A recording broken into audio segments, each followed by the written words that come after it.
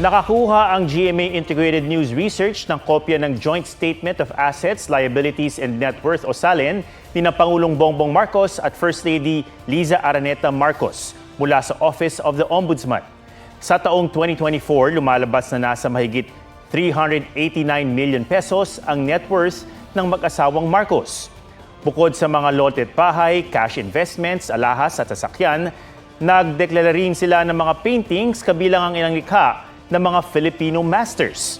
Pero base sa appraisal report ng pribadong appraiser na Cuervo Appraisers Inc. na naka-annex, nasa 1.375 billion pesos ang net worth. Nakasaad sa deklarasyon ng Pangulo na magkaiba ang dalawang nakadeklarang net worth dahil ang isa ay nakabase sa mga alituntunin ng Civil Service Commission, habang mas malaki ay nakabase sa appraisal ng Cuervo Appraisers na dati na raw ginagamit ng Pangulo. Mas tumaas din ang net worth ng Pangulo mula noong June 30, 2022 nang siya'y maging Pangulo.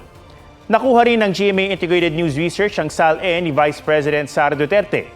Joint statement nila ito ng kanyang asawang si Attorney Manasseh Carpio. Nasa mahigit 88.5 million pesos ang kanilang net worth. Mas tumaas din ang net worth ni Duterte mula nang maging Vice President noong 2022.